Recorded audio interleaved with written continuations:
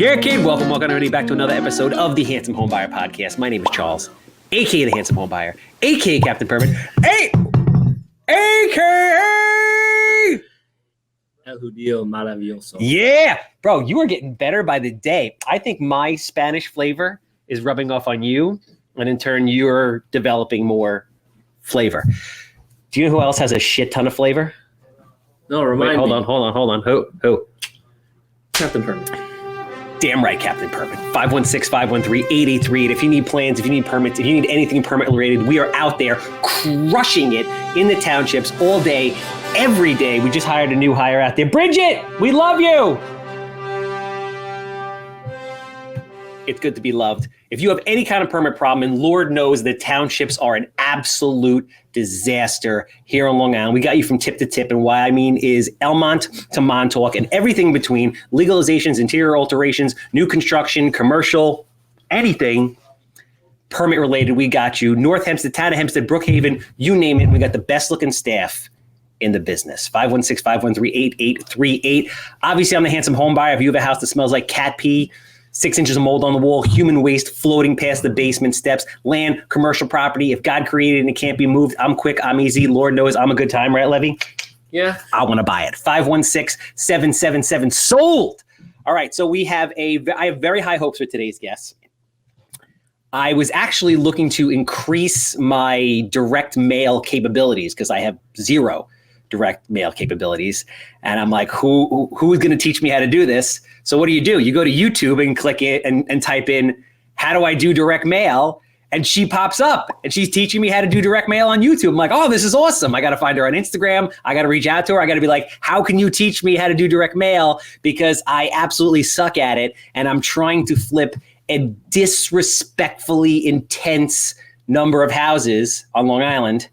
And all of a sudden, we're on a podcast. So I don't know much about her. We just got this tech thing worked out about 30 seconds ago. So we're going to learn all about her. She's a West Coaster. She is a mom. She is a flipper. She's a wholesaler. She's a coach. She's a podcast coach. Wholesaling Inc.'s own Lauren Hardy. Bam! Did you hear any of that intro or not? I did. Oh yeah. I heard it. Have you ever gotten an intro that went anything like that? No, I haven't. And I got to say, I'm obsessed with your Long Island accent. Oh, it's bad, right? It's heavy. So good. I think that we should do today's live, and I'm going to have a Long Island accent, and you're going to have a Southern California girl accent. So I lived in California for a very short period of time, actually. Okay. I lived in Mission Beach, San Diego. Oh, okay. That's awesome. I absolutely loved it. At the time, it was right. I was 21 years old. It was during my holy shit. I graduated from college. I'm running away from home because I have to grow up phase. Mm-hmm. And it was right after the dot-com bubble burst, and I could not get a job. Oh, yeah. That sucks. So I came back to New York, and it's 37 degrees here. And what is it like by you? Oh, it's probably like in the 70s, 75 right now. It's actually a hot day. It's warmer. I'm definitely going to take your accent. Like, there's nothing hot about my nasally Jewish coffee talk thing. It's so great, though. I love it.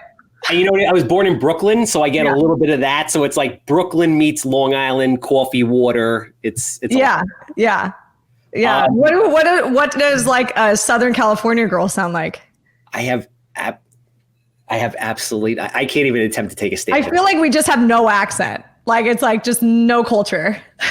No, you have a little bit of it. I mean, it's not super distinct. It's not like New York, or it's not like down south, East Coast, or Midwest. It's kind of like you're a chameleon. You could be anything you want to be. Yeah, I feel that way too. What nationality are you? I'm half Persian. So my mom was from Iran, and then my dad is just like a normal Caucasian guy with a mix of everything.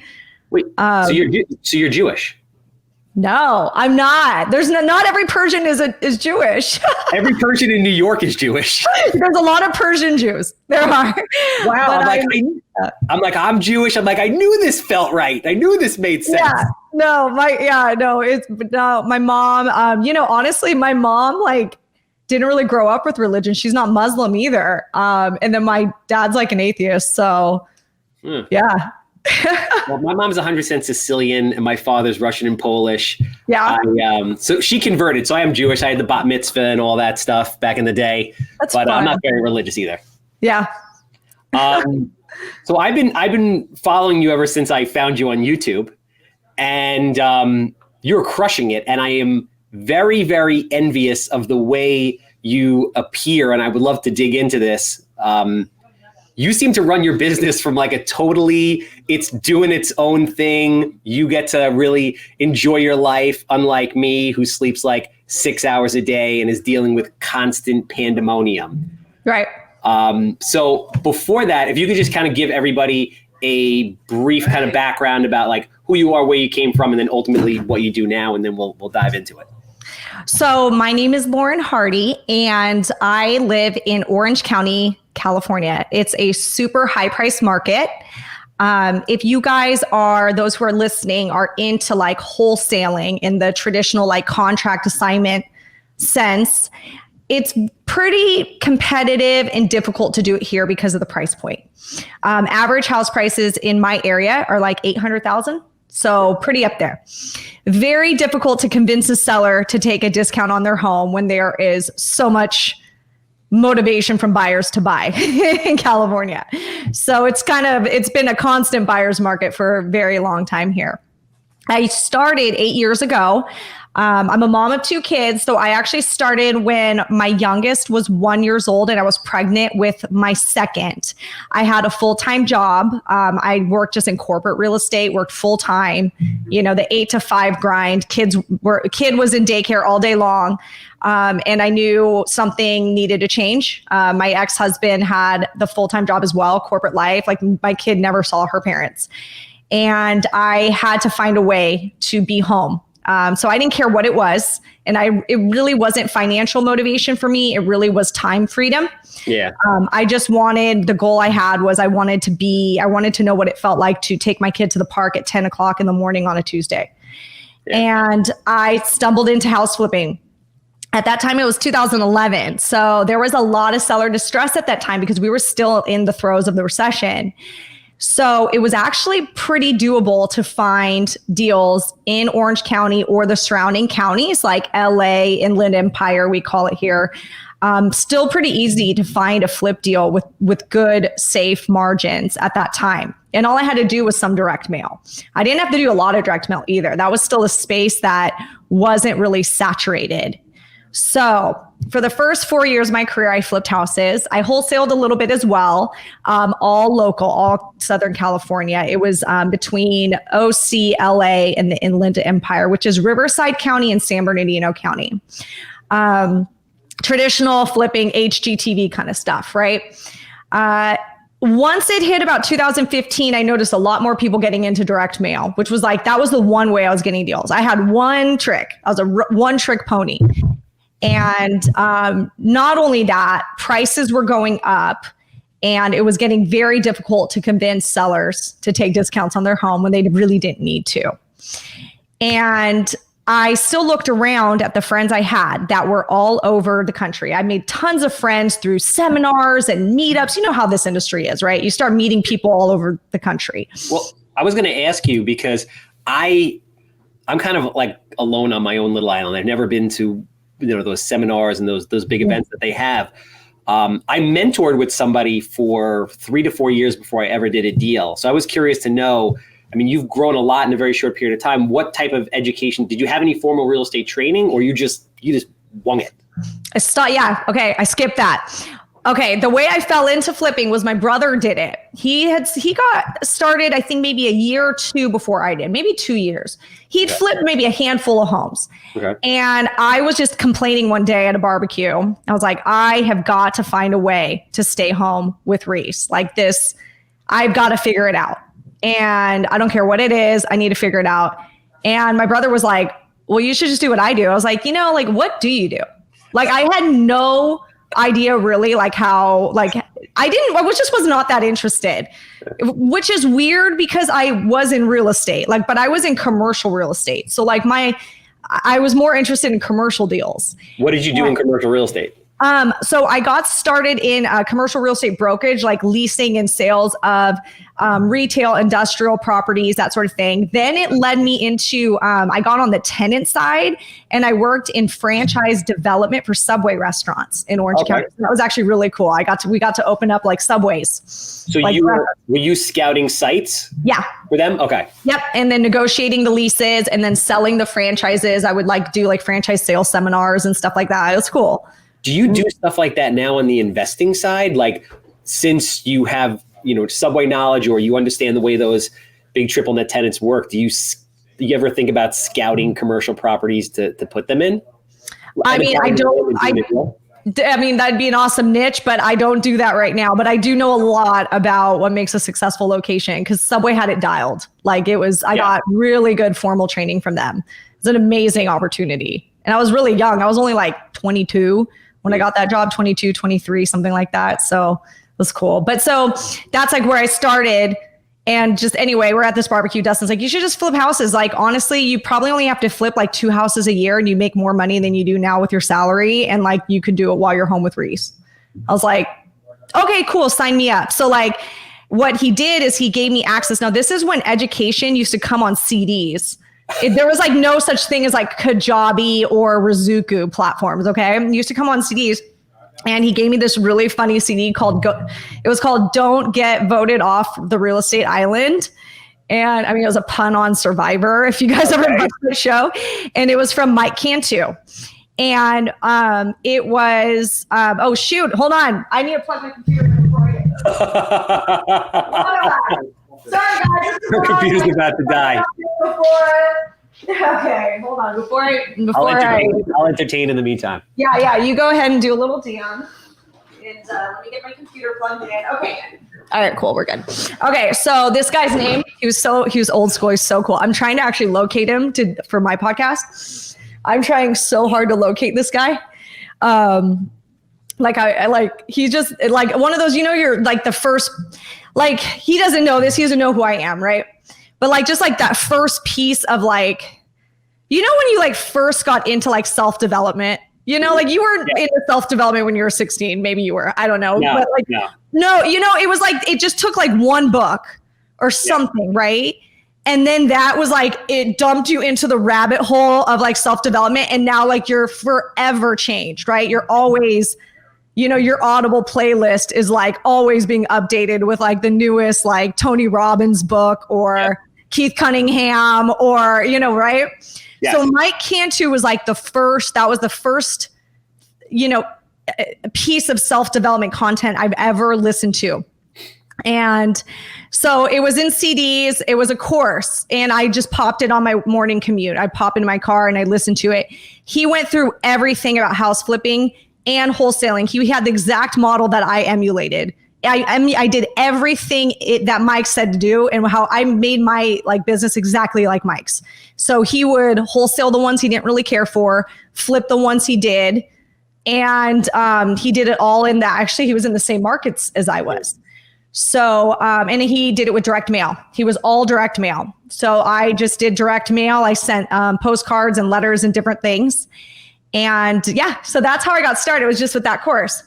Wow. So you listened to a course on CDs and then just did it. So right. But I did first, I should mention the first 2 flips, I did it with my brother. So he said, you find the deal, I'll find the money, I'll find, I'll manage everything, and I'll teach you like along the way. So I had to do the acquisitions. I made, sent the direct mail, made a bunch of offers and all that, until I got like a deal. And then he helped me do the flipping. We did my first 2 flips together. And the one thing too, like notable, I did not have any money. Like I didn't even have money for a marketing budget. So I opened up a Capital One credit card, and the most I can get on the limit was $11,000. So like I literally had no budget. I just had a credit card, and I put everything on that credit card, like the direct mail costs and everything.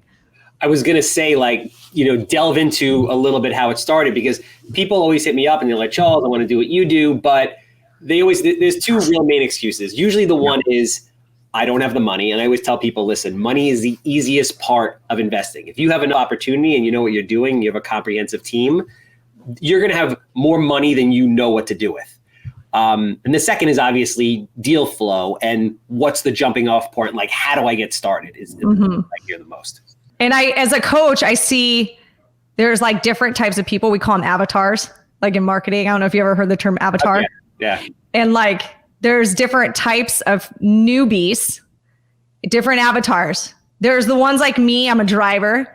I go, you tell me something, I'll do it without even thinking. Go. That's all. It can be a problem sometimes. Because I do pay a dumb tax for that. I pay a dumb tax. No. And I do throw shit on the wall and it doesn't always stick. But a lot of the stuff I do works out. What was that? But that's part of the process. Right. But then there's the analyticals. And those are the people that get really stuck on all the processes. So like they would have listened to Mike Cantu's course, written down thing Mike said, and then challenged everything Mike said. Yes. Oh, should I really use this direct mail service? Well, you know what? I think letters are dumb. So I'm going to do something else, because I know better. And, and it's really just excuses so they don't have to get started. Yeah. No, that makes sense. Or I call it paralysis by analysis. I have a lot of friends that are like that. And they're like, before I get started, it has to be absolutely perfect. Mm-hmm. But in actuality, it's never perfect. It's always an evolving thing. For sure. But I think that analysis paralysis is also procrastination.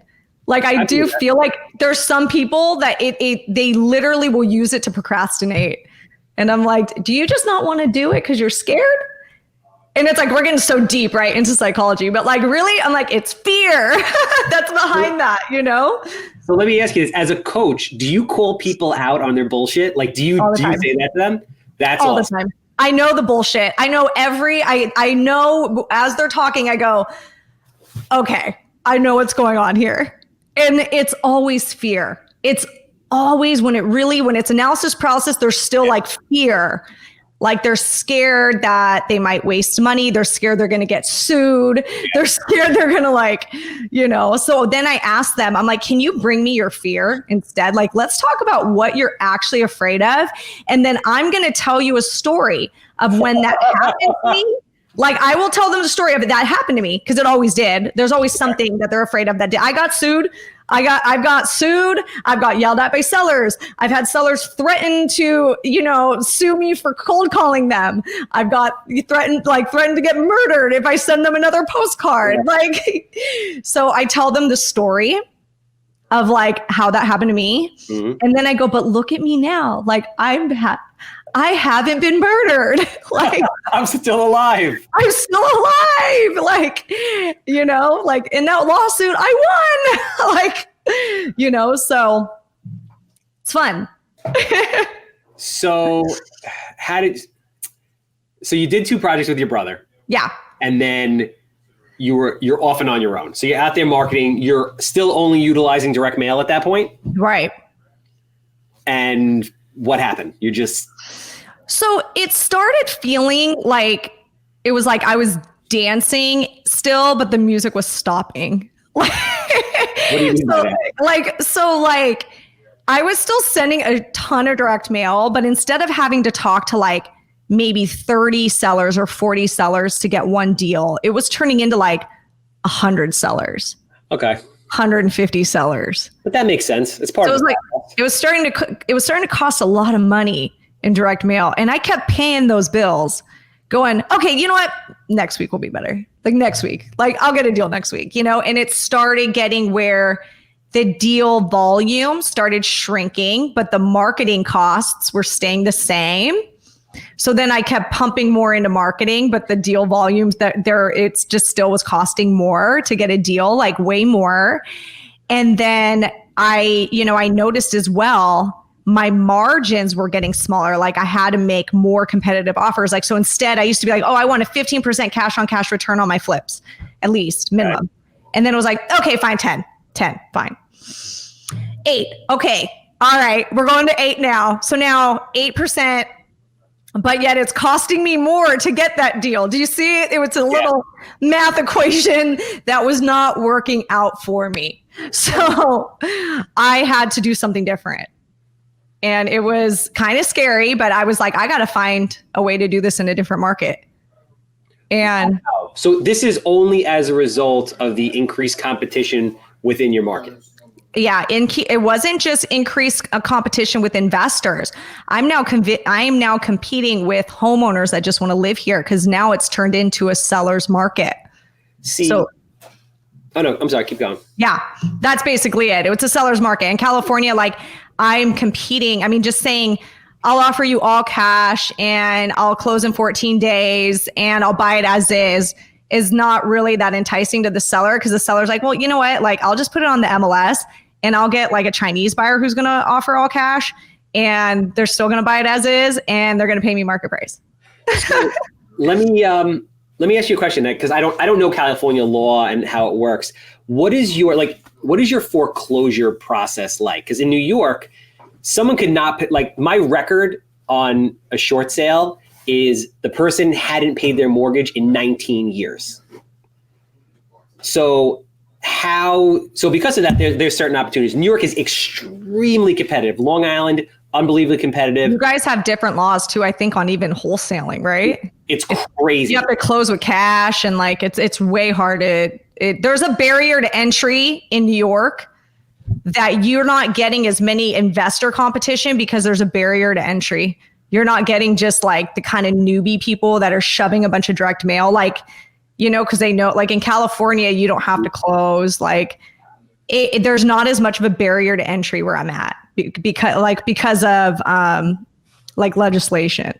That makes sense. I never thought of it like that. I mean, New York has a tremendous amount of competition. Plus Long Island, where I am, it's completely built out. So right. There's no land. I don't know. Is it like that by you?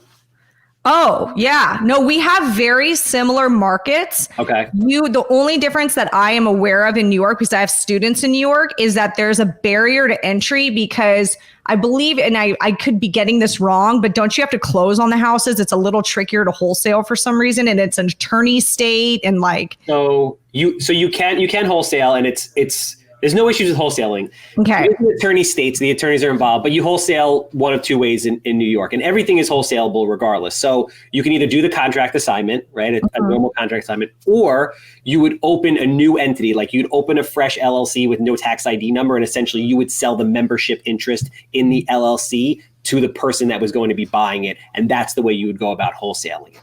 So there's a fee associated with just opening the LLC, which isn't really expensive. It's a few $100s, but the ultimate end purchaser would publish the LLC and then get a tax ID number. But that's the way that you can, you know, if let's say you have a seller who's gotten screwed over by a bunch of other supposed cash buyers, and they're like, we don't want an assignment clause in here. We want you to close in 30 days or less, whatever.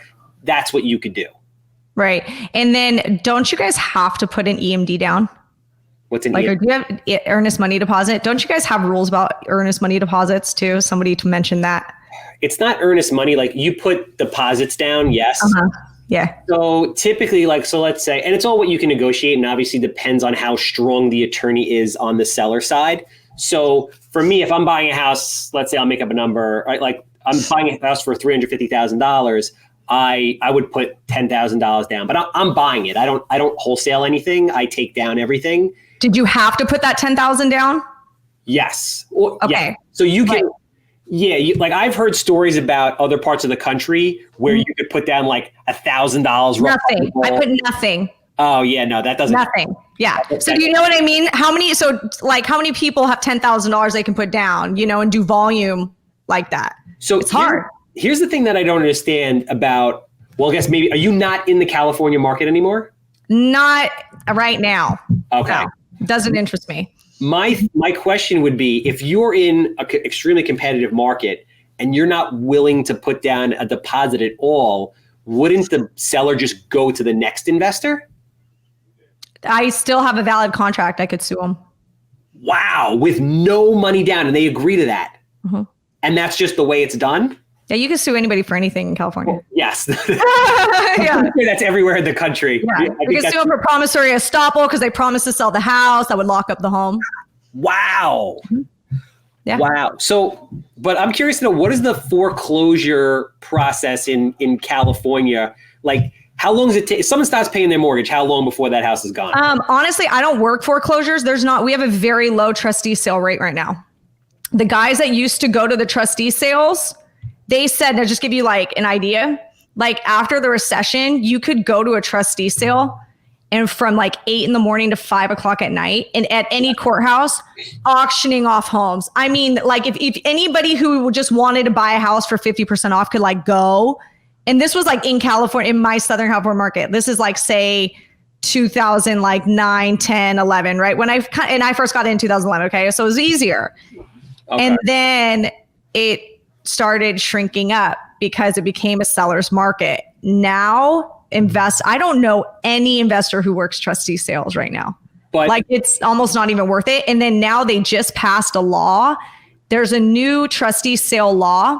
Okay. Like I don't know the full details, but essentially there's like I forget what the term is, where like the person could buy the house back. Oh yeah, I'm drawing a blank. I forget the term. They have it for property tax foreclosures here too.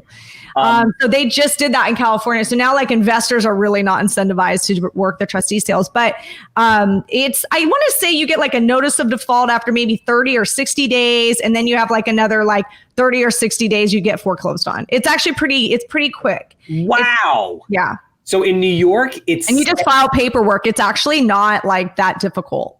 Wow. So banks can literally, like, if you're not paying your mortgage in California, in like a year, your house is gone. The banks. Oh yeah. I probably honestly 6 months, but most banks aren't that quick to do anything. Wow. Right. Have you ever, or do you know anybody that's ever done a short sale in California? They're not really popular right now because like banks don't need to give you that. They were popular in the recession because we were in a buyer's market. And so banks kind of needed to get any money they could. Otherwise, like the house would get foreclosed on and it would be like 50% off instead of taking, 70% or something. So they're right now not very popular because we are just the houses are in such high demand here. I mean, we are like, there's a shortage of inventory here. Even with the court system being closed and them not doing foreclosures, the banks aren't incentivized at all to try to make deals. They'll just sellers don't really need to foreclose on their homes right now. They just need to list their house on the market with a realtor and sell it in 3 weeks. Wow. Like they could sell. I mean, the houses here, first of all, homes here are not that old. So they don't have that much in repairs. Like the repairs are negligible. There's not a lot of like like where it's like, oh, you can't sell this home because like there's just so much work going on. Whereas in other parts of the country, like that I see, like there's just way more work, that needs to be done on those homes. But no, sellers are just not that desperate here. Like they could just, and honestly, like when I was working the California market, it started feeling predatory to offer a seller that low of a price when I knew that they could just list their home on the market with a realtor and sell it in a couple weeks. Now, listen, and I'm going to get flack for this. There's always like 2 internet trolls that like take it to me and argue it. So funny. I'm like, okay, cool. There are people that still flip houses here. They're willing to spend the money to get the deal. They're willing to do that. They like this cutthroat. Like they like to have sellers that just negotiate the hell out of you. Like they like it. That's fine. I know like the HGTV, like Tarek El Moussa, his team who sources properties for the homes that they put on that show. They're very like in tune with LAOC because they need like those homes for production. Yeah. They spend so much on AdWords, like to get like, they spend so like, good for you if you guys are one of those guys that you want to do that. Like I didn't want to work that hard. Like I didn't want to have a marketing budget, that's mine is 5 figures, like 6 figures, like a month. Like I don't want a 6-figure marketing budget like that I have to make, deal with. Like I didn't want to deal with that kind of life. But there are some people that still flip homes in Southern California. Like I did get in this like little, like somebody was like arguing with me when I was like just saying like, I'm sorry, I don't want to work California. Like it's like, I just don't. I have reasons why I chose out of state markets. It's easier. It's just easier. And I know because I did both. This guy has only done California, did not do an out of state market. And he starts arguing with me. And then I look and he's like buying houses in like the high desert. I'm like, that's not the same market we're talking about, bro. That average house price in that area is 200,000, not the same market. There's always at least one like internet. Oh, yeah. I will always get some. But so yeah, you can work Southern California. Have fun doing that. If you feel like it, like if you really love like hardcore negotiating with sellers and spending a lot on your marketing budget and talking to 150 sellers to get one deal. And yeah, you're elephant hunting. You are elephant hunting. You get the one elephant, you're stoked, but it's kind of feast or famine. Like you kind of go a while. Whereas for me, like I am squirrel hunting. I have a nice, like consistent, like every week I know I'm going to get a couple checks in the mail, and it's consistent and it's nice. And you know what, when you slice and dice it, I'm pretty sure it probably ends up the same way. But for me, I like that peace of mind of like consistency. Elephant hunting, not my jam. Just psychologically, I don't like it. I think very important thing that you said though is and I don't want to misquote you. Did you say you have a 5-figure per month marketing budget? Oh yeah. Okay. Easy. Yeah. So people all the time, they're like, how do I get deals? How do I get deals? And I make all kinds of videos. I'm like, this is what you do. There's no magic potion. There's no deal tree in my backyard. Mm-hmm. You have to invest in your business. It's a process. Build a comprehensive marketing strategy, take 3 of those things, do them, add on, etc. But you have to invest in your business. Yeah. And you're spending 5 figures a month. Mm-hmm. Like that's, so what I'm trying to get across to the point that people that are going to listen to this is you have to invest in your business. You need a plan. You have to spend money to make money. And at the beginning, and I'd love to hear your feedback on this, you used to touch on it before, it wasn't converting as well and it was changing. It started converting really well, then it wasn't converting well, then you had to change. It never ends. The process of honing it never ends. No. And honestly, like I'm not saying I'm done with California. Like if COVID blows us up, like, which we're all kind of wondering at this point, like what is next year going to look like? If there are, if there is seller distress and there's trustee sales again, and there's, sellers that are willing to take, a discount on their home, to avoid, XYZ, right? Like I'll come back to California. I will. I can't wait. I would love to get back into flipping houses again because I love doing that. It's great. It was fun. Talk to me about the transition of the moment where you're just like, I'm out of here, to setting up shop in a totally different, like where are you currently doing deals now? So I am in the Midwest. So the transition it was a lot of ups and downs. So I didn't know what I was doing. Like I didn't know anyone who was doing this. I literally just had to sit with myself and go, okay, like what am I going to do? Because California, like I'm scared, because the way things are going, next year could be even drier.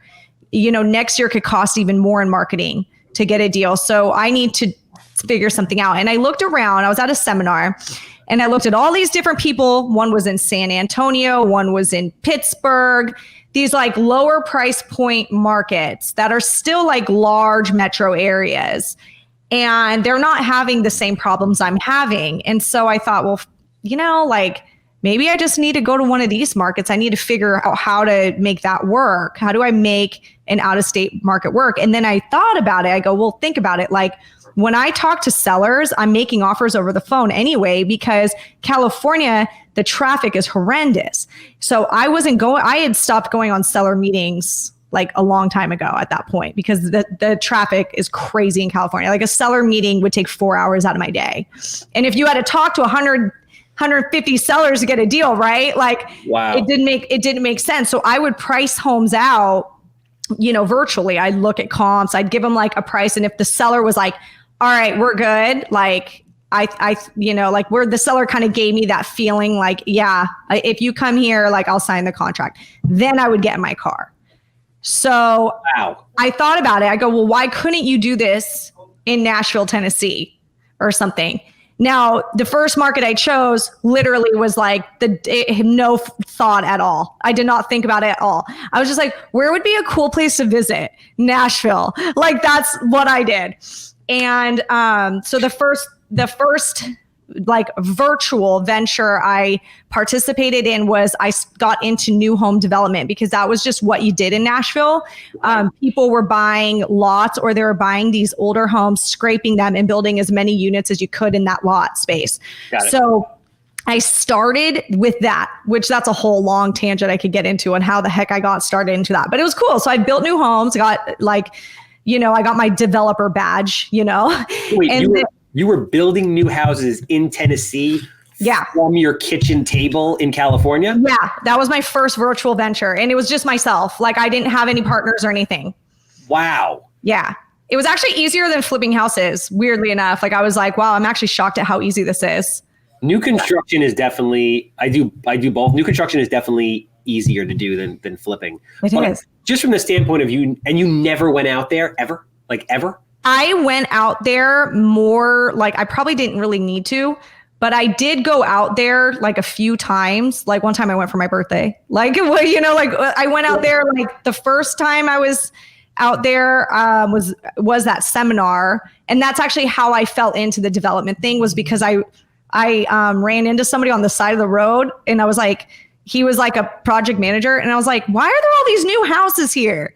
Like, I was like, what's going on? I'm confused. Like, why are there so many new houses in this neighborhood? And he's like, do you not know like anything about Nashville? I was like, not really. It's my first time here.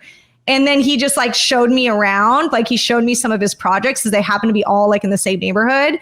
And then I was like, oh, so give me the numbers. He's telling me how much the lot costed and like how much it costs to build and then how long. So this never happened in New York ever. I just did the math in my head and I was like, oh, that's cool. Find me a lot. I'm going to do that. You'll be my builder. Like, nice to meet you. I'm Lauren. And he started building the houses? Yeah. So he was my contractor and because I'd already seen his work because I toured with him that day. Wow. So, yeah. And so then he hooked me up with a wholesaler and I bought those lots from a wholesaler. So that full circle, like that's how that started. And then I decided to start wholesaling on the side in Nashville because I was like, well, people are buying lots. So then I started like identifying, looking for lots and wholesaling houses all around the Nashville, like metro area, even outside of Nashville a little bit. So that's how like so I got a little taste of everything. I did development. I tried flipping homes in Nashville, sucky idea. And then I wholesaled and I realized that when you're virtual, flipping is the easiest way to get taken advantage of by contractors. Yeah, so I was like, not doing that again. Yeah. New development, actually not that hard. Yeah. Not as easy because like you kind of, there's a lot of ways you can avoid getting screwed over. And then the wholesaling was by far the easiest. I mean, you could do that from your desk. Like you don't have to get up, So I learned that wholesaling is the volume wholesaling model is really probably the best, easiest model when you have to be virtual. Wow. And so now your operation is totally virtual. And right. And what kind of volume are you doing now? We are doing I have to look. We have 10 on the board we're trying to close. Like, so I got to look at like where by December, like I'm like 10, I have 3 weeks to close 10 deals. We're like, let's get there. So I think by the end of this year, we'll have between 65 and 75 deals.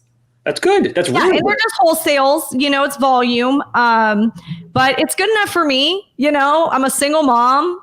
That's awesome. It's cool. And the best part is, I don't do very much like day to day. Like I watch your story and she's like, and you're saying, I don't really do that much. Like I'm hanging out with my kids.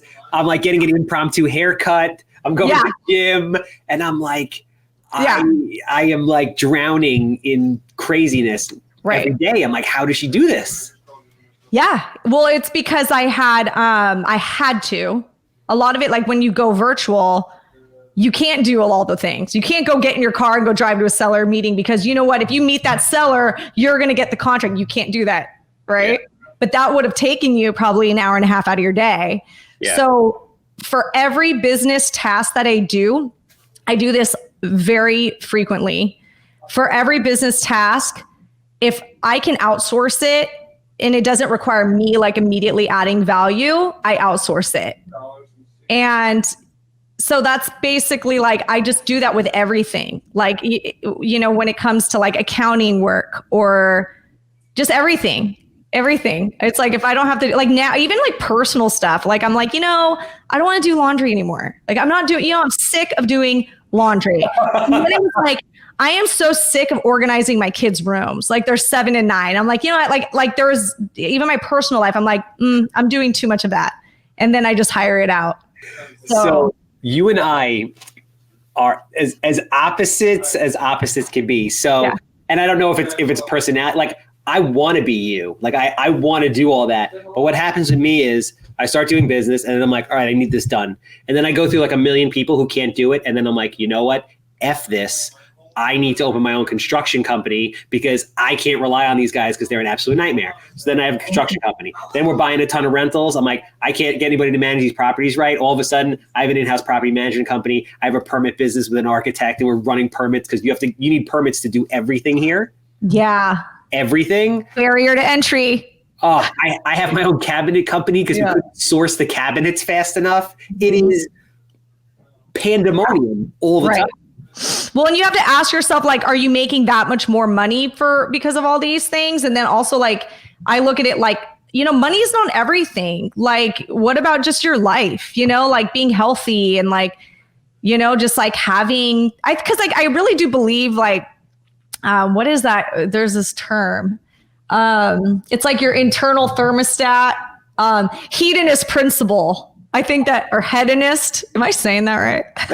I mean, there's the hedonist. Hedonist principle. Yes, but I don't know. I think that's what it is, and it's like we're like, no matter like how much more money or thing you got, like you got a new car, and you're all like happy at first, but everybody has this like internal thermostat of happiness that they always return back to. So like, even if you like, maybe like, yeah, like I make, because I did this, I'm doing this thing myself and I'm doing it right, I'm making $3,000 more a month. Okay. And like, you're stoked for like the month of December and January. Cause like, you're like, oh, with this $3,000, like I bought a Duffy boat. I don't know, you know, and you're like, yeah. But then after a while, you realize like you don't even go on your Duffy boat that much. You could just rent a Duffy boat for $200. And like you would actually like be just like spending $200 like to rent a Duffy boat. And like you lost, you know, you're losing now 5 hours a week out of your life. Yeah. Like, you know, so then you're like, is that like 3,000 even worth it? And like, even that it's like, you're not even that happy anymore. Like once something's like a new car, right? You get a new car, you're stoked on it. And then after a while you're like, like it's just this point B, you know? For me personally, like a lot of people, you know, do what we do and they buy all kinds of stuff with right. cars, whatever. I've lived a very simple life. Like I always tell people, I'm probably wearing like $30 worth of Gap clothes right now. Yeah. I do not care about like materialistic things at all. For me, I like chaos. And okay. I like the challenge of it all. It's like, all right, we hit this. Like we did 100 plus houses this year and like actually really did them. Can we do 200 houses a year and say that like we were the best that ever did it in this area? Like what's the next goal? Like for me, my ultimate goal is to open a private equity fund because I feel like that's the pinnacle of investing in my opinion. Right. It's like, I always need that next higher level, that next challenge. Yeah. Yeah. And you know, to some degree, like I know that I think like I'm the same way, but I think, I mean, do you have kids? I don't, no. Okay. So like I have 2 kids. I'm a single mom and I look at them every day. And I remember how I grew up, like both my parents worked. I never saw like my parents. Like I know, like, you know, really it affected our relationship, you know, and our family dynamic. Cause like they were always working and I was just this latchkey kid, you know? And so like, I look at my kids every day, like I want to have a really good relationship with them. And I want them to be like, you know, really strong girls who have a lot of confidence. And part of that is like having having someone that's a constant in their life. Yeah. That is like always giving them love and is always there. And like, you know, so like for me, I couldn't be like you because of that responsibility I have. And so you might change maybe when you start having children, if you choose to, like you might kind of go, oh, okay, I'm going to have to take on less because now I have to shift that focus on this, these little beings. Right. So I think that's a lot of it, but I do like time freedom. I do. I like being able to get my hair done in the middle of the day, and working out is really important to me. It's good for the mind, good for my body. I don't know. And I still have those big goals. I mean, like I still have all those things too, but I don't like to take on all those things. It just stresses me out. Yeah, I guess it all depends on, and I agree with everything you're saying, which is why I don't have kids at this point, because I know that I'm racing to get to this goal that I'm not that far away from. And if I don't achieve it, I'm going to be disappointed in myself. So I don't have kids at this point by design because I know what's involved in raising kids. You have to be selfless to raise children. It's the most important job in the world.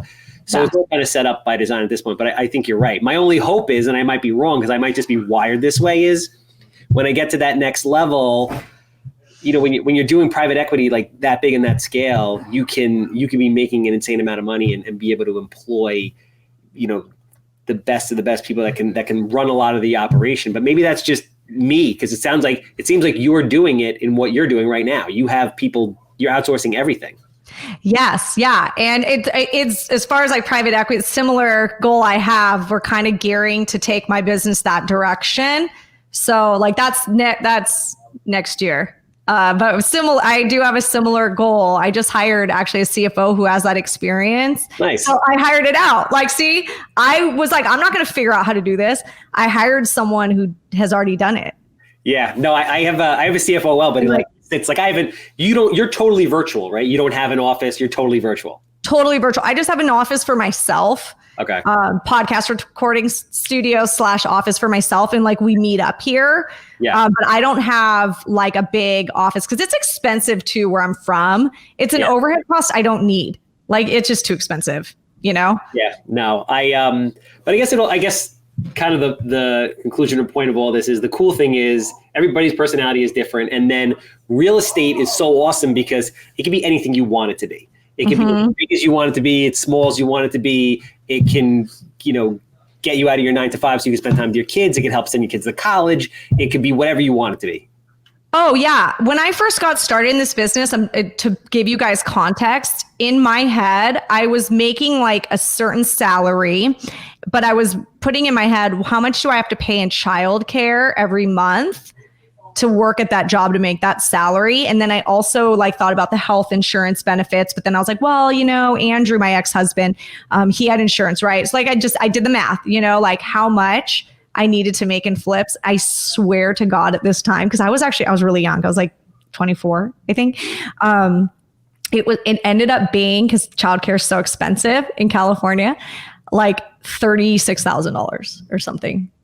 Like I was like, all I have to make is $36,000 to be exactly how I would be if I worked this full-time job. That's how small I was looking. I was so small. Like I was like, okay, 36. So that's like 1 to 2 flips. Like maybe let's set the goal of 2 flips a year. So maybe I make a little more, right? And I mean, never in a million years did I think I would be here 8 years later. It's just that, like you said, your goals, it's like every year you're like, actually, like private equity, forget about it. I would have never thought about that. That was something that I started thinking about about maybe 2 years ago because I was selling to those guys. And then I was like, how do I be those guys? But that's just how it evolved. Do you think I would have ever thought that when I first got started? No, I just wanted to flip 2 houses a year. But that's awesome. Little goals. That's where it starts. And once you do it, you realize, oh, it's not that big of a deal. It's a bigger property. It's a couple more zeros at the end, whatever it is. You become desensitized to it. Oh, yeah. There was this really good, I don't know if do you follow Darren Hardy? No. Okay, I love him. I'm no relation, but I just like him. He's a good, motivational speaker. And he has this, he had this YouTube video about picking bigger problems. Mm-hmm. So he was like, this person works in real estate. And it was just like this agent, like picture, right?